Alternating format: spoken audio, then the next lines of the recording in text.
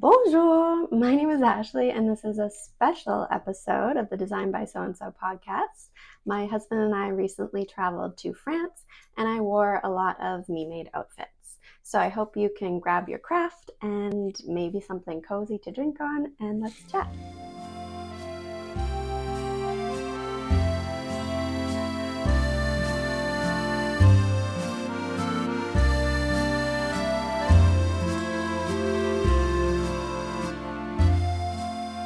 So it's been a while since my last episode, and I have gotten into a bit of a sewing fervor. And rather than do my typical episode where I do a show and tell to bring you up to speed with my makes, I figured that I would do a travel vlog or travel diary to show you my me-made outfits. So we just got back a couple days ago. I'm definitely still jet lagged, but we're gonna push through, and I hope that you enjoy this video. So when I was sewing these projects and packing for the trip, I wanted to create a cohesive kind of capsule wardrobe. So you're going to see in the pictures that I re-wear a lot of the items just so that I could pair them with other things and get extra wear out of the items that I was packing. So in this episode, we'll go through items in that capsule wardrobe. You can vote on your favorite outfit. And then at the end, I thought it would be fun to show you a couple yarn and fabric shops that I got to go to in Paris. And I'll do a little haul of the things that I bought there. So first up is tops.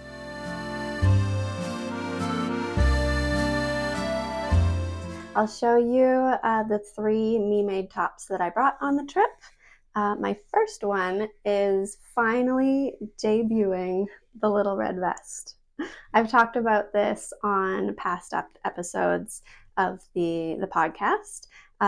This is my own design. It's my first time trying my hand at garment design. I've released patterns for accessories, socks and hats and mittens and scarves, but never a garment.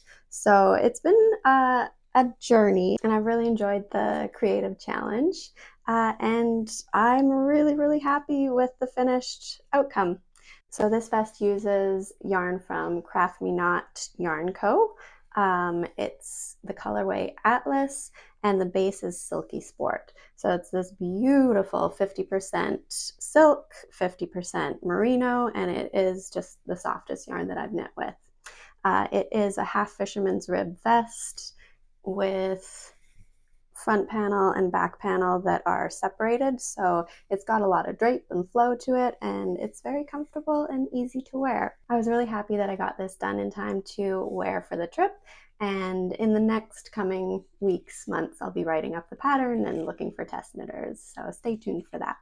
My next top was the Donny Shirt by the Friday Pattern Company, and I made this out of linen from Mood Fabrics. I got it kind of as a souvenir fabric the last time that we went to New York. This was over a year ago, and I finally sewed it up just a couple months ago.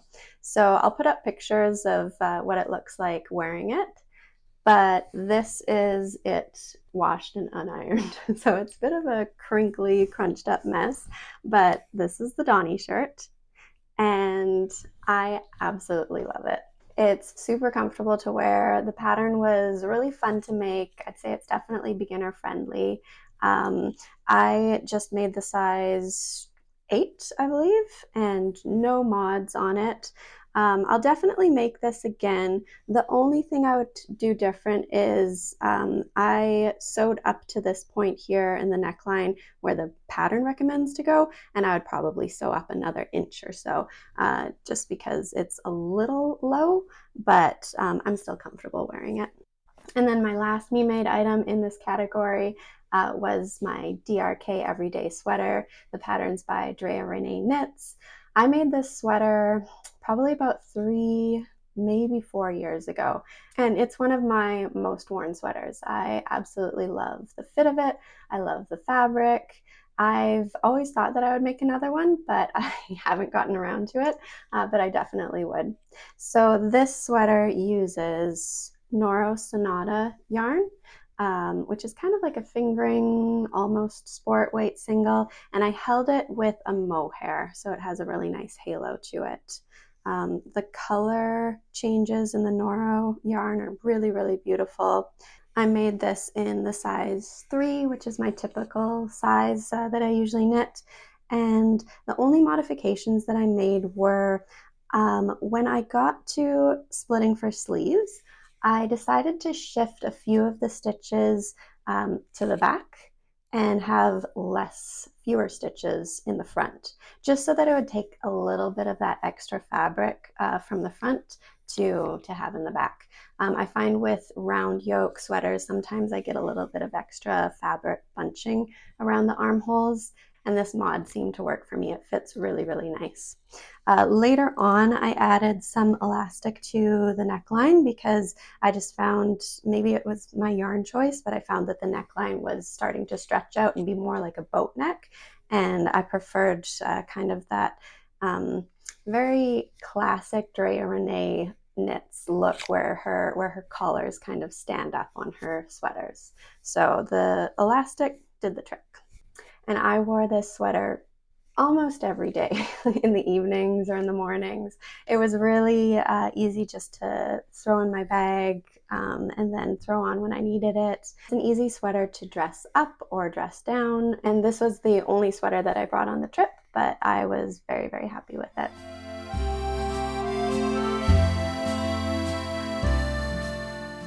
All right, pants. So I made 2 pants for this trip. They're both the same pattern, but I guess different views or different options from the pattern. Both my pants are the Pinyon Pants by Sew Liberated, and I am in love with this pattern. I want to make a pant in every single color.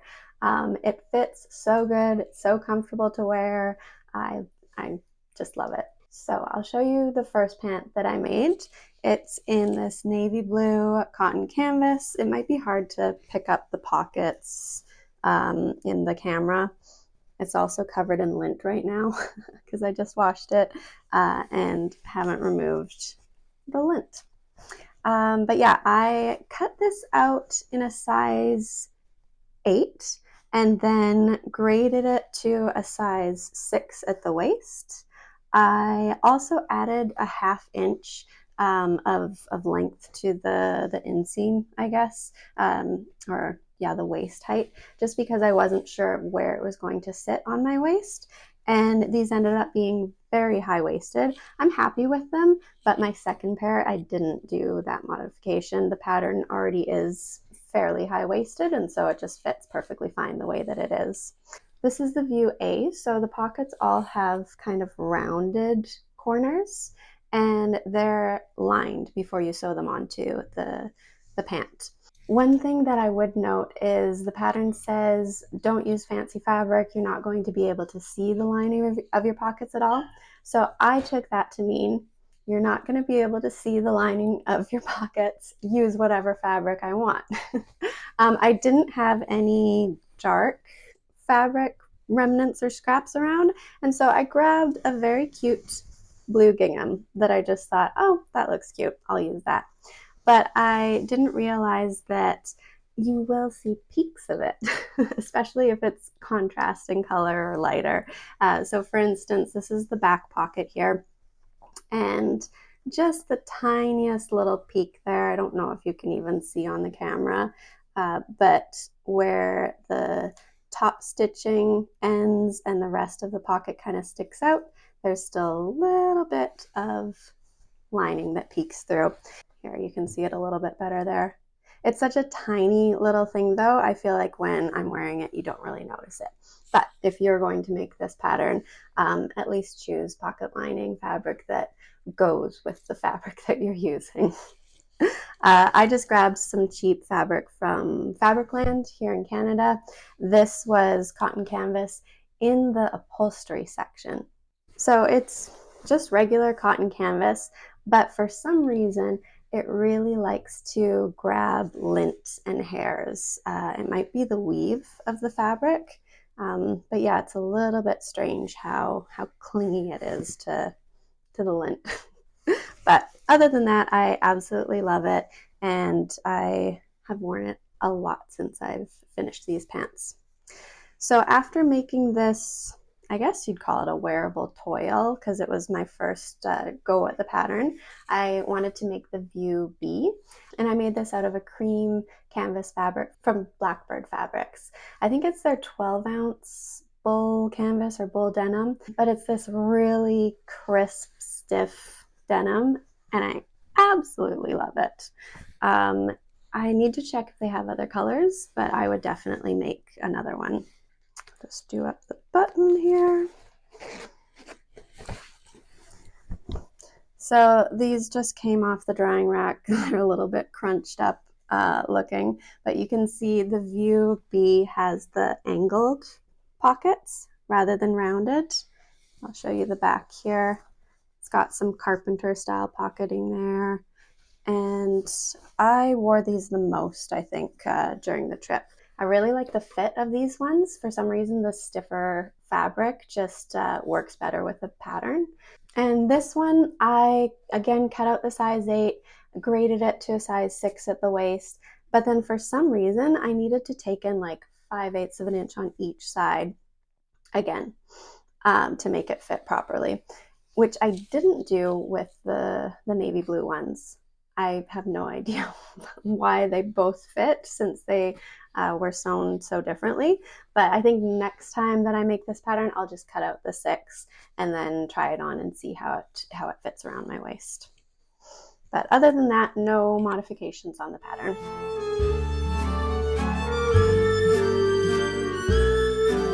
All right, let's talk about jackets.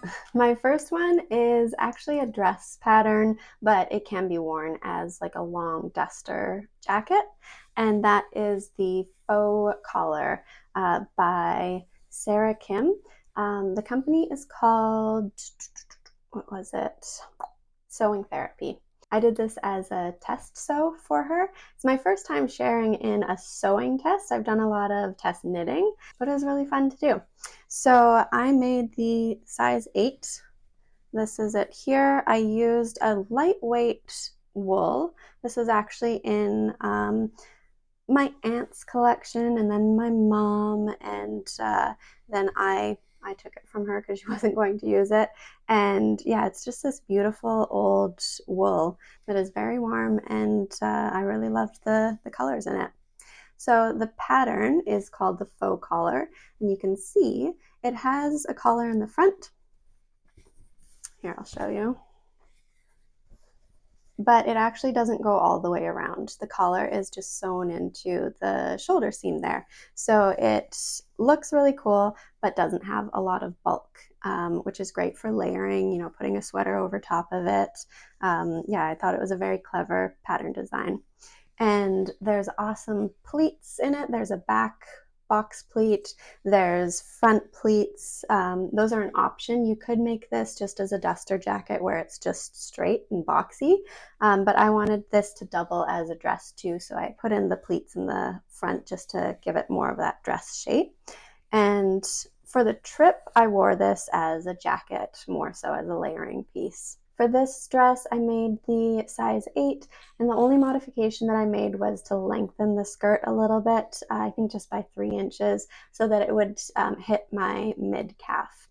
I made a little bit of a silly mistake though when I was cutting it out. So you know how the pattern pieces have a lengthen here line? So I cut my paper pattern pieces on that line. I spread it out to, you know, be the length that I needed for the skirt. And then when I was cutting the fabric, I just cut right where the paper was.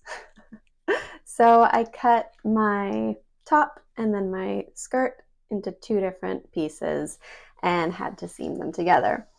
In the end, you can't really tell, like obviously with the plaid there, you can tell there's a seam, but it's such a busy print that it doesn't really show up too much when you're wearing it. But yeah, just a little silly sewing mistake. The other jacket that I brought is my Sylvan Jacket.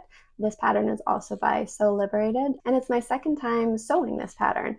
I absolutely love the fit of it. I love the style of the shawl collar rather than a pointed collar. And this one I made out of corduroy fabric that I had in my stash. So this fabric I also picked up at Fabricland. It's just like a small whale. I don't know if they call it a tight whale or a small whale, corduroy. And I didn't do really too many modifications. I also really like the back tabs here. It just kind of cinches in the jacket and makes it less of a boxy fit. And the only modification that I made was on the pockets. This was my second time making the pattern, and I found that that style of pocket, the pattern actually has like 15 different pockets to choose from, but I really like the look of that pocket. So I made it with that same pocket on my first jacket, and I found that they were just a little too small. When I put my cell phone in it, it felt like it was just right at the kind of edge of the pocket. It didn't sit deep inside. So for these, I just added an inch of depth and width just to give it a little bit more space, and it works great. My phone fits in there nicely, and I don't think that it really changed the look of the jacket too much. So I wore this a lot too on the cooler days. There were some drizzly, rainy days that we were there too, so I got a lot of use out of this. Now the bonus jacket I'm going to show you was actually not from my own wardrobe. I made this for my husband. The Foreman jacket, the pattern's from Merchant and Mills, and it's my first time making a pattern of theirs. The fit is very tailored and very professional. The pattern was just like very excellent. I'd say it's more of an intermediate pattern to follow, but yeah, I'm really happy with the finished outcome of it. So I used denim, again from Fabricland. You can tell that's my fabric store, my local fabric store. But this is a denim that I picked up from there. And it didn't say, but just feeling the weight of it, I think it's either a 12 ounce or a 14 ounce. It's a very stiff denim, but it makes for a really nice jacket. The things that caught my eye with this pattern were some of the details, like the rounded hem at the bottom of the jacket. And the sleeves actually have shaping in them. There's two pieces to the sleeve. So in the end, it just fits really nice. It looks very tailored. It's not too frumpy or big or boxy. I had a hard time choosing what size to make for my husband. Just going off of the recommended size in the pattern, it would have been way too big for him. So I cut the size down for him, and then no other modifications. I just made that smaller size and it fits him great. I think that in the denim, it just has that kind of polished, kind of a fancy jean jacket look. And he wore it a lot with jeans that were the same color, and it looked really, really good. Sometimes my husband dresses better than I do. He's definitely got a better taste and style than I do. I've learned a lot from him. Now I'm going to tack on some accessories at the end here. There's just a couple, just a few that I brought. One was a test knit that the pattern was just recently released, and this is the Bowret. So this is a pattern by Sachiko Johnston or Burgin, and I'll put her information down below. But it was just released about a week ago, and when I saw the test knit call, I really, really wanted to share in it because the pattern was going to be released when we were going to be in Paris. I thought it would be a great opportunity for photos and for wearing it. So I used the recommended yarn in the pattern. It's the Garland yarn from Pom Pom, or actually from Hobbii, but it's their collaboration with Pom Pom. So it's a very affordable yarn, and it comes in a ton of different colors. This is the gray color, the darker gray. There's a few to choose from, but yeah, this is the darker gray option. And it's a really interesting yarn. It's basically, you know, like the DK weight cotton yarn that you use to make dishcloths. It's that core, that's the base of it. And then it looks like it's spun with alpaca, with like a Surrey alpaca. So it makes a worsted weight yarn, but yeah, you're knitting basically with that like DK cotton core, and then there's all this extra fluff from the alpaca.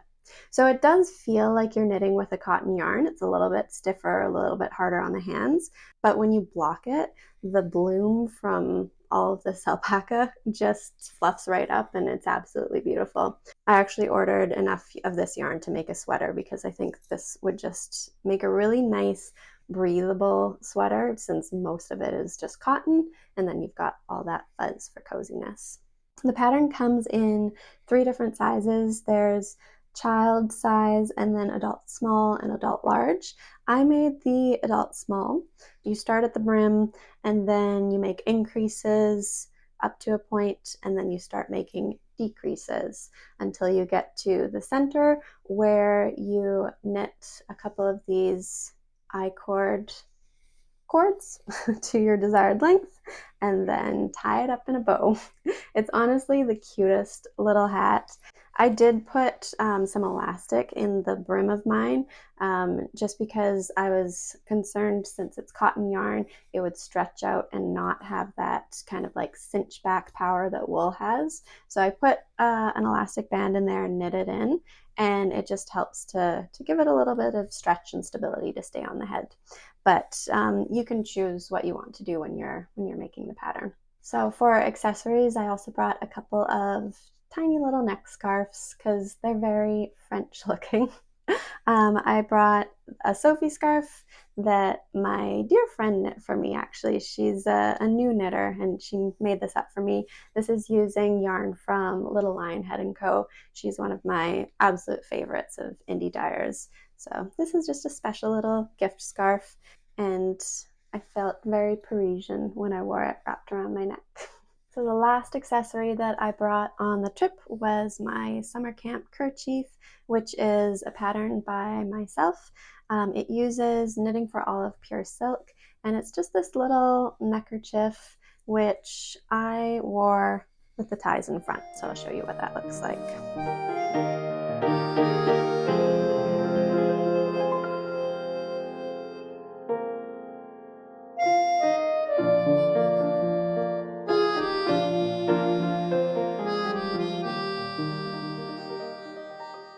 So depending on my mood, sometimes I wear it with like the bandana, handkerchief part in the front, which gives it more of kind of like a Western look.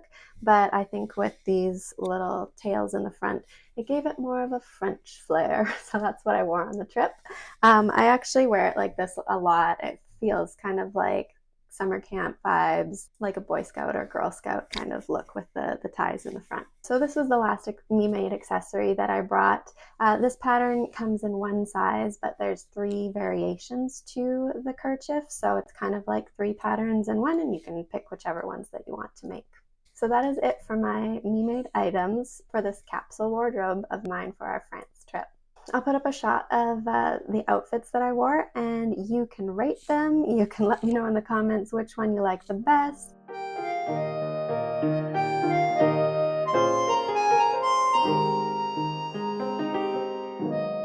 And if you have any questions about any of the items or something that I might have forgotten to mention, just let me know in the comments. I'm happy to chat. I thought it would be nice to show you just some video footage that I got of some of the yarn shops and fabric shops that we visited when we were in Paris. This was definitely on my to-do list. I follow a few on Instagram, and I always just really enjoy visiting local yarn shops wherever we travel.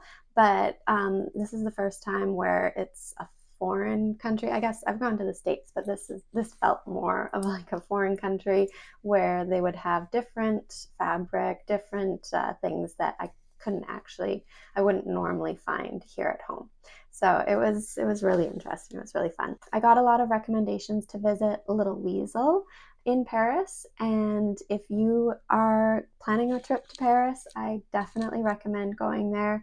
It's this adorable little shop in this covered alleyway. It's a covered market. So you walk through this alleyway, and the shop is actually in 2 parts. There's one on the left-hand side and one on the right, and they both have yarns, and then fabric is mostly on the other side. But yeah, you can look through their yarns, their fabric, their notions, and they'd have beautiful, beautiful yarns and fabrics.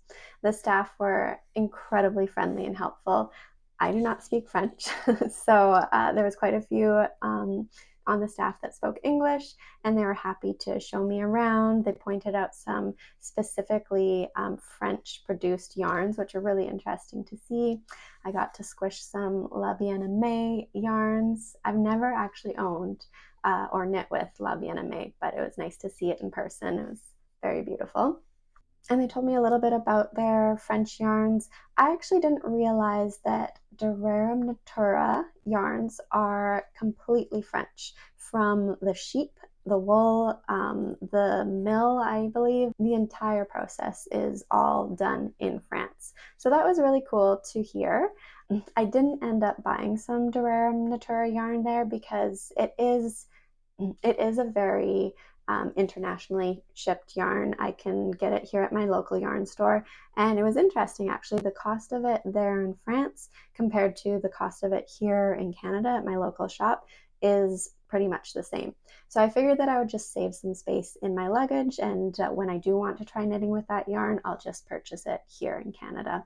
I guess this is bonjour take two. I sat down to edit what I had filmed yesterday, and I realized there must have been some little technical difficulty. It looks like my mic battery died partway through while I was filming, and I just kept talking away like a fool to you with absolutely no audio. So I just decided to sit down again today and pick up where I left off. So the next fabric shop that I visited was called Jin. It was this tiny little fabric shop, actually pretty close to our Airbnb in Les Marais, which is a really trendy neighborhood with lots of shops and restaurants. I would recommend staying there actually. If we went back to Paris, we would definitely stay in that neighborhood again. It was really fun to walk around and explore, and plenty of things to see and do. So Jin was just this small little store, but they stocked Japanese fabric. So everything in there was fabric from Japan, a lot of indigo dyed, Japanese woven cottons. Even though it was a small store, it was just packed full of these beautiful fabrics. So it was nice to look through and see the different colors. Some of them had kind of like a metallic sheen to them. They were really, really beautiful. So our next stop was another shop in the same neighborhood there in Les Marais, and it's this shop called La Mercerie Parisienne. And this place was my absolute favorite. I loved it. If you're in Paris, I highly recommend being able to go there and check it out. It's just the cutest shop, set kind of back in a courtyard. So you're in this beautiful courtyard with ivy growing on the buildings, and then you walk into this store that is half fabric, half yarn, tons of buttons, beautiful notions, and yeah, it was just a dream to walk around in there and explore everything. The staff were so incredibly helpful. Quite a few of them spoke English, and they were just really kind and friendly, and they explained a bit about their products. Everything in the store is fully manufactured in France. There's nothing that's imported, so it was really nice to see like French linens, French cottons, all of the buttons even, you know, nothing's from China, it's all made there. So I had a lot of fun looking around this shop. Another tiny little shop that I popped into was right around the corner from Little Weasel, and it was just a sewing notions supply store. It reminded me a lot of the stores that you see in New York in the garment district, where they're just skinny little corridors packed with buttons and ribbons and notions and tools and supplies, and you can get lost in there. I think a lot of the products are imported, it looked like from China, so it was pretty good prices and a huge selection. So that was neat to look around and see what they had in there. And then the last shop that I had a chance to visit, the name is fully French. So again, I don't speak French, but I listened to how to pronounce it, so I'm going to do my best here. It's called Une Maille à l'endroit, something like that. Feel free to correct me in the comments below.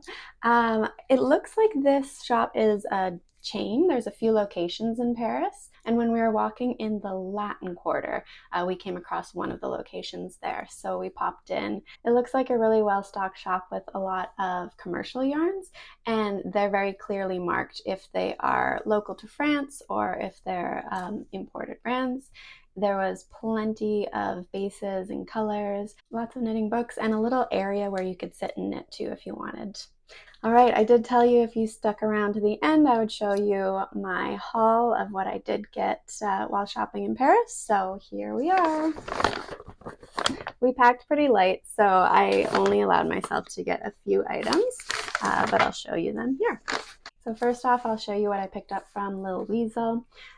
Even though I was very tempted by the French yarns that were manufactured there, I ended up purchasing a British yarn. It is this, what's it called? Luxury Natural Silk Blend. And it's this silk, cotton, and wool yarn. It looks like a DK weight. It's got a little bit of slubbiness to it from the silk. And I'd never seen this yarn before, so it was something new to me, and I have an idea for a shawl pattern that I want to make up with this. So I got three balls of this. It's in the color Natural. The colors available were all kind of natural colors ranging from grays to creams, and so this was a warmer cream that I chose. And when I was in the fabric section of Lil Weasel, I saw these Liberty of London bias tapes. Here, I can see if I can show you.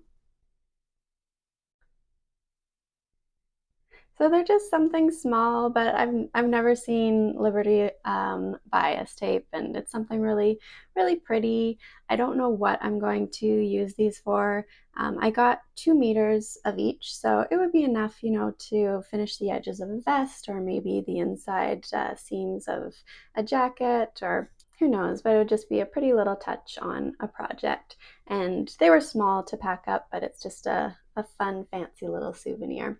So that was what I got from Lil Weasel. So when I was in Jin, the Japanese fabric store, I picked up some fat quarters for myself. They're just cottons in these 2 colors. I inherited some Japanese fabrics from a friend of mine, and they're all indigo dyed, so they're that dark, deep indigo blue.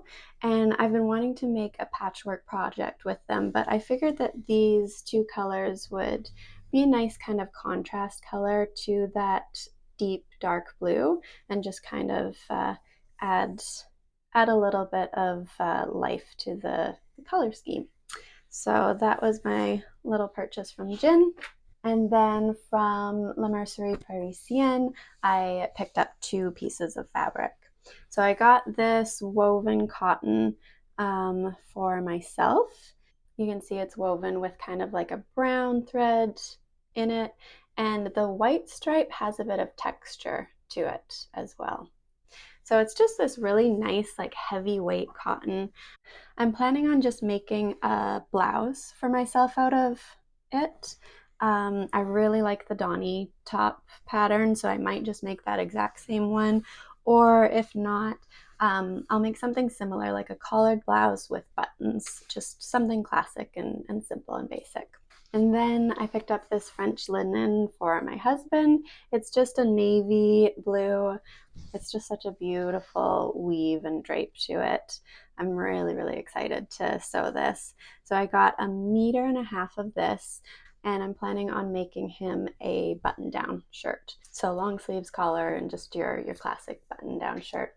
We actually looked at the buttons there in the shop to see if we could find some for this shirt. And we found some that were the right size and were the right color, but unfortunately they didn't have enough in stock. Some of the ones they just didn't have any, or some of the other options that we found, they only had 5 or 6. And a men's shirt needs a lot of buttons.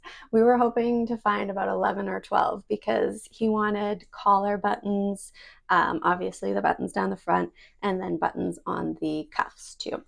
So we ended up just purchasing the fabric, and then I'll be on the lookout for buttons to finish this for him.